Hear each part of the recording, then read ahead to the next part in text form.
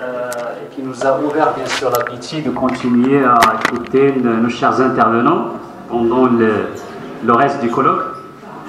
J'aimerais bien signaler que dans cet atelier que je vais modérer, on a programmé 5 communications, 4 communications en français et une communication en arabe. Alors la plupart des communications traitent bien sûr la relation entre les nouvelles technologies d'information et de communication et leur impact sur le service public. Et on a également une communication qui a choisi de traiter le thème du service public de la justice en Tunisie. Une autre communication va porter sur le service public dans la constitution tunisienne. Et nous allons commencer immédiatement, faute de temps bien sûr, par la première communication qui sera présentée par le professeur Ahmed Soussi, qui va porter sur comme je viens de dire, sur le service public dans la constitution du 27 janvier 2014. J'aimerais bien rappeler que l'intervenant est un professeur de droit public à la faculté de droit et des sciences politiques de Sousse. Il est également responsable de l'unité de recherche droit constitutionnel et fiscal maghrébin, donc une approche comparative, dans mon sens. Il est également ancien doyen de la faculté de droit et des sciences politiques de Sousse. Et jusqu'à maintenant, il a publié une quinzaine d'ouvrages qui portent généralement sur le droit constitutionnel, la transition démocratique et les finances publiques. Donc, à vous la parole. Et merci de respecter le temps. Donc, vous avez 15 minutes. Merci, Monsieur le Président. J'avais cru naturellement disposer uniquement de 2 minutes, puisque je dispose de 15. Donc, finalement, je suis extrêmement riche par le temps.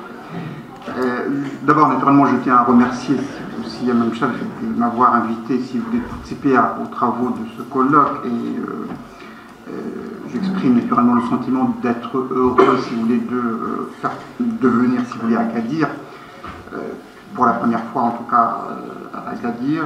Donc je suis véritablement content d'être parmi vous. Le service public dans la constitution du 27 janvier 2014 du sauvetage de l'État moderne. Il semblerait que lorsque, si vous voulez, on procède à une lecture générale de la Constitution de 2014, et si on est bien entendu un lecteur bienveillant de cette Constitution, on constaterait, si vous voulez, une évolution significative des priorités du constituant. Manifestement, le service public n'a plus, si vous voulez, les honneurs, ceux que l'on observait naturellement dans la Constitution du 1er juin 59. De ce point de vue, incontestablement, on observe une sorte de recul de l'idée, si vous voulez, du service public et par la même occasion de l'idée de l'État. Et donc, incontestablement, si on est un lecteur bienveillant, on observe incontestablement une reculade, si vous voulez, du service public et par la même occasion, si vous voulez, de l'État. La question qu'on peut se poser est de savoir, si vous voulez, comment on est arrivé, si vous voulez, là.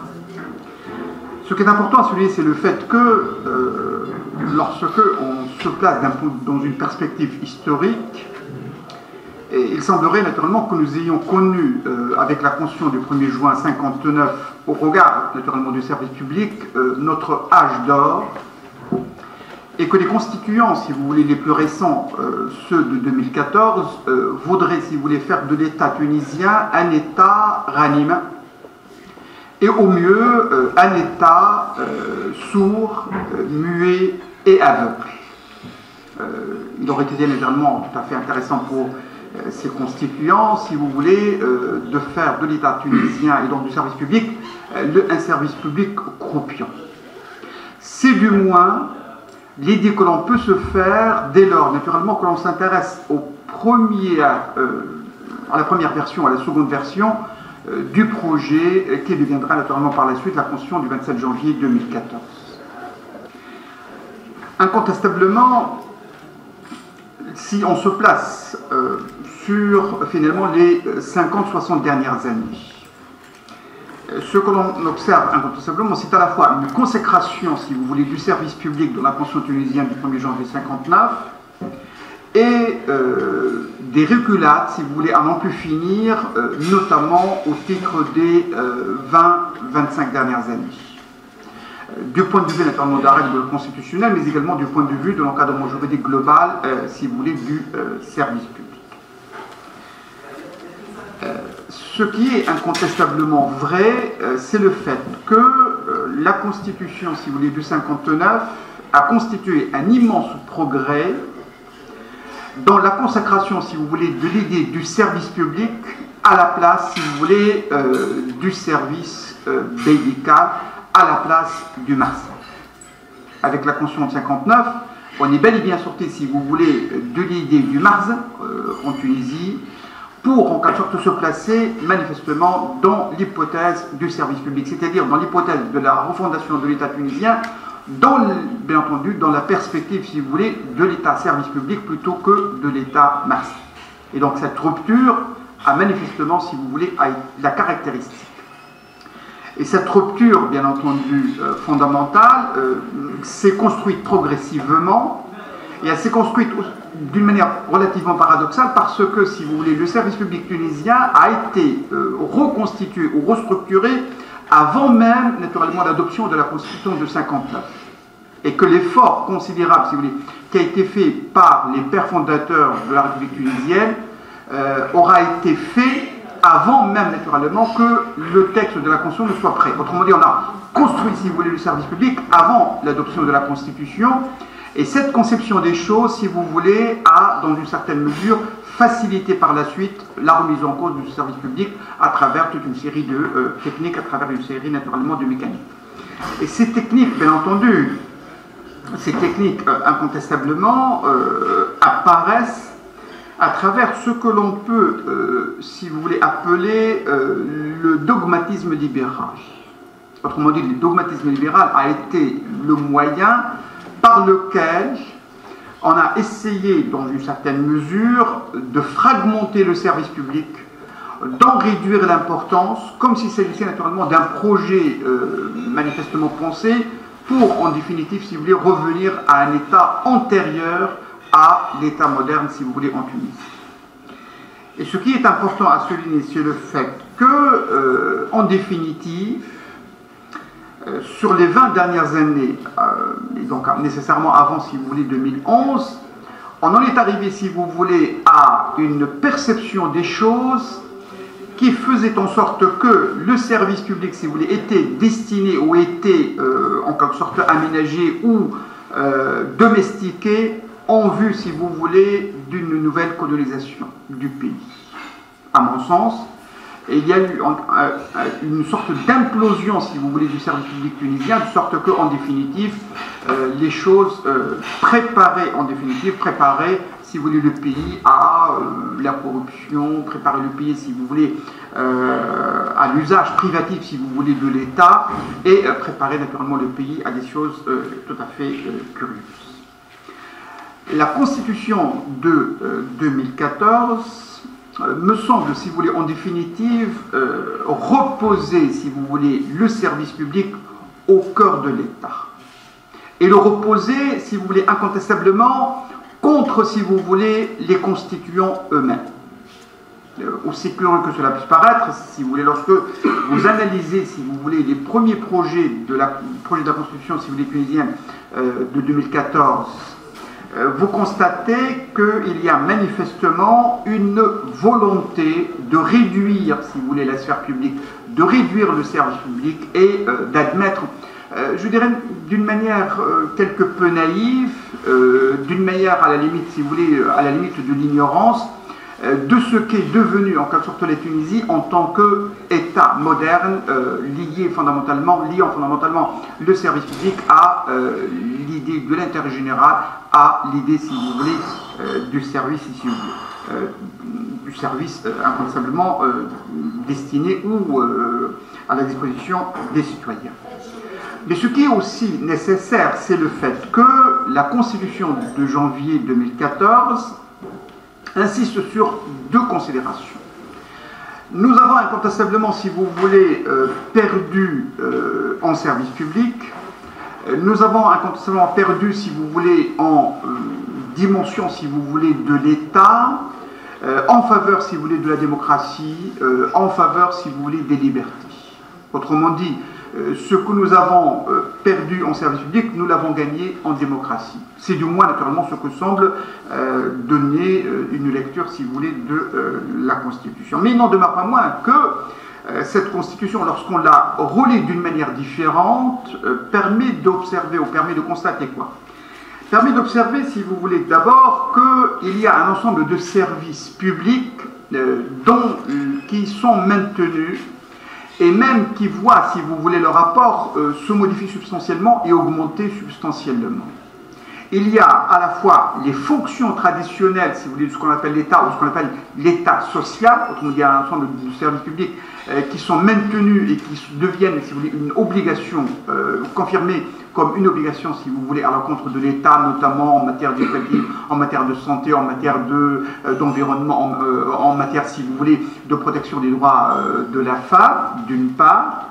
Mais il y a aussi, si vous voulez, une autre dimension fondamentale, celle qui intègre le social au cœur même, naturellement, du service public, dans la mesure, naturellement, où la solidarité sociale est devenue, naturellement, un problème de service public et n'est plus, naturellement, un problème, si vous voulez, de particulier ou de collectivité, mais c'est un problème, naturellement, de l'État lui-même. Et puis, en dehors, naturellement, de ces fonctions à la fois traditionnelles et modernes, apparaît, si vous voulez, un certain nombre, si vous voulez, de règles fondamentales nouvelles, qui relèvent, si vous voulez, de ce que l'on appelle la gouvernance, la bonne gouvernance, etc., mais qui, en définitive, si vous voulez, seraient perçues, non pas, bien entendu, comme, disons, un champ, si vous voulez, qui réduirait l'importance, si vous voulez, des services publics ou de l'État, une sorte de paradigme, si vous voulez, libéral au contour indéfini, mais qui serait, en définitive, si vous voulez, un ensemble de moyens par lesquels on oriente, en définitive, le service public. On maintient, si vous voulez, la qualité du service public, on maintient le service public, mais on l'oriente. On l'oriente vers quoi? On l'oriente vers un ensemble, si vous voulez, de modifications tendant à, en définitive, si vous voulez, couper d'une manière claire et évidente avec, si vous voulez, l'héritage des 30 dernières années. En cela, bien entendu, lorsque vous constatez, si vous voulez, que dans le troisième projet, par exemple, celui du projet de la Constitution, l'idée de la gouvernance ou de la bonne gouvernance n'était, si vous voulez, que le propre de l'administration, n'était, si vous voulez, à la limite qu'une charge pesant sur l'administration. Toute une série de modifications sont intervenues ultérieurement et qui ont permis, en définitive, de réintroduire, si vous voulez, la gouvernance comme une donne fondamentale au titre d'un ensemble, si vous voulez, de principes fondamentaux qui, en définitive, si vous voulez, peuvent être utilisés pour le renforcement, si vous voulez, du service public. Par exemple, lorsque vous prenez l'idée, par exemple, de l'obligation de rendre compte. Nous n'avons pas, si vous voulez, chez nous, et je peux naturellement m'opposer, si vous voulez, contre toute prétention, considérant que nous avons cette culture, nous n'avons pas chez nous une culture de l'obligation de rendre compte. Il n'y a pas de culture, si vous voulez, de la responsabilité des faits accomplis au nom de l'État ou au nom du service public, alors même qu'il s'agit naturellement d'activités qui seraient en quelque sorte détournées au profit d'intérêts particuliers, significatifs ou pas significatifs. Le fait même donc, si vous voulez, d'introduire par exemple l'obligation de rendre compte, si vous voulez, pesant sur finalement le service public lui-même, ou pesant sur les institutions, si vous voulez, publiques elles-mêmes, me semble être de nature à modifier considérablement l'équilibre. Et donc en définitive, on accepte bel et bien, si vous voulez, que par exemple, que l'obligation de rendre compte soit, si vous voulez, le fait même du libéralisme, ou soit le fait même, si vous voulez, d'une culture libérale. Mais dès lors que vous l'utilisez, si vous voulez, au titre du service public, cela change incontestablement la donne. Faut-il encore, bien entendu, que vous puissiez préparer les conditions, si vous voulez, suffisantes et nécessaires pour pouvoir le faire. La même chose, si vous voulez. Il ne fait pas de doute, si vous voulez, que le service public, par exemple à la tunisienne, il faut le dire clairement, n'est pas, si vous voulez, le service qui aurait en quelque sorte pour loi cardinale la transparence. Il n'y a pas de transparence. Qu'on le veuille ou non, il n'y a pas de transparence de quelque manière que ce soit, si vous voulez, dans notre propre culture. Parce que la transparence implique nécessairement responsabilité. Vous ne pouvez pas, dans quelles conditions, par exemple, si vous voulez, les personnes publiques de manière générale, qui en définitive, si vous voulez, aujourd'hui, par exemple en Tunisie, pèsent aux alentours de 40%, si vous voulez, du PIB, comment l'argent public, si vous voulez, est utilisé correctement, jusqu'à pratiquement 2011 en Tunisie, aucun des 26 rapports de la Cour des comptes n'a été publié. Je parle du rapport annuel général qui, en définitive, si vous voulez, porte une appréciation générale sur la gestion des finances publiques tunisiennes. Aucun rapport n'a été publié entre, si vous voulez, 1980 et pratiquement 2011. Sans compter le fait, par exemple, si vous voulez, que durant la période de l'indépendance entre 56 et 80, il n'y avait pas le moindre contrôle, si vous voulez, sur la mise en œuvre, si vous voulez, des politiques financières publiques. Dans ces conditions, de quelle responsabilité on parle? Il n'y a pas. Parce que parler, si vous voulez, de la responsabilité en termes de gestion des services publics implique incontestablement que qu'il y ait un pouvoir politique, si vous voulez, équilibré, chose qui en aucune manière garantie, et implique aussi le fait que les représentants de la nation puissent être suffisamment armés contre les représentants du pouvoir exécutif afin que, bien entendu, il y ait un équilibre, si vous voulez, institutionnel. Or, si le pouvoir exécutif dispose, si vous voulez, de l'administration, il faudra que celui, si vous voulez, qui permet l'engagement de la responsabilité du personnel politique ou du service public, soit en quelque sorte ou dispose des moyens semblables ou dispose de moyens équivalents. Et donc, finalement, l'équilibre entre la responsabilité du service public et la responsabilité, si vous voulez, au regard, si vous voulez, de l'intérêt général, au regard, si vous voulez, des données fondamentales de l'intérêt général, me paraissent naturellement nécessaires à établir, nécessaires à confirmer, et on ne peut naturellement les confirmer qu'en termes de responsabilité. Or, nos constitutions, y compris la constitution de 2014, organisent l'irresponsabilité.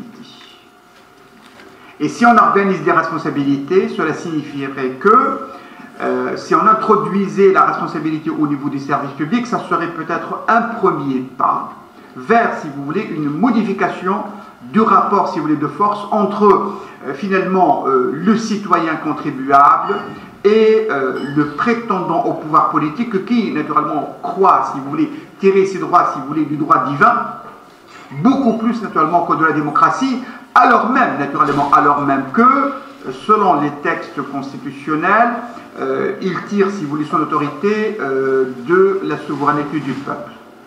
Autrement dit, tant que vous n'êtes pas maître chez vous, tant que vous n'êtes pas naturellement responsable de l'État, vous êtes, si vous voulez, un citoyen modèle.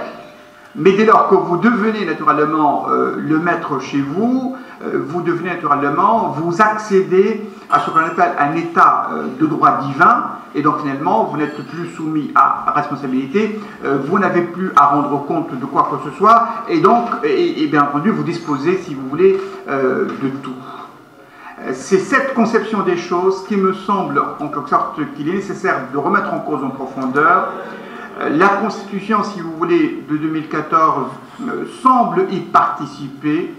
J'ai été naturellement, enfin, entre parenthèses, au cœur même naturellement du débat, parce que j'étais un des experts, si vous voulez, de la Constituante, et j'ai participé à un bon naturellement débat à ce titre-là, pour savoir, si vous voulez, quel est l'équilibre nécessaire sur lequel naturellement a été établie la Constitution, notamment en ce qui concerne le service public. J'ajoute un dernier point.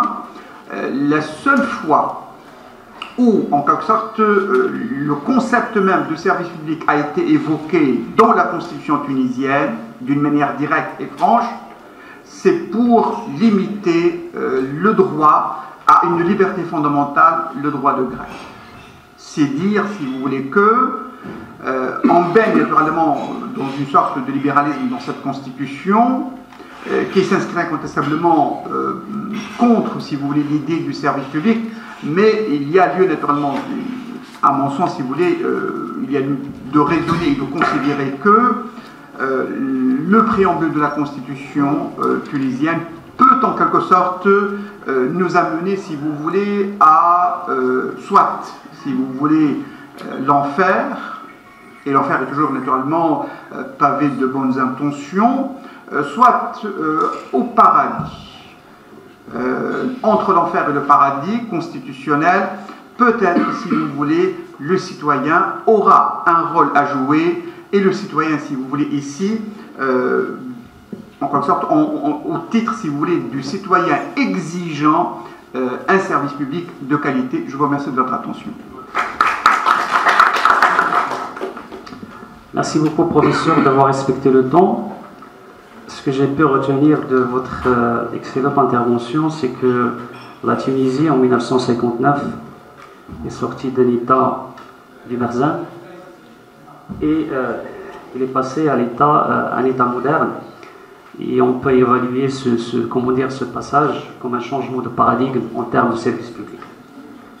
Et durant la période 59-2014, il y avait un dogmatisme libéral qui a dominé et qui a induit bien sûr la fragmentation du service public qu'on peut évaluer comme banalisation de ce service dans la mesure où il a réduit bien sûr la sphère publique pour donner lieu à bien sûr à la naissance de l'État moderne.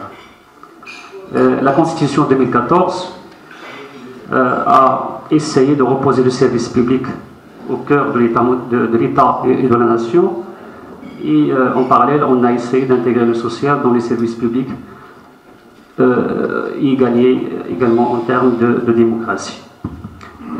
Dans la Constitution de 2014, il y avait l'apparition de certaines règles fondamentales comme la transparence, la bonne gouvernance, l'obligation de rendre compte, qui essaie bien sûr de gouverner désormais le service public.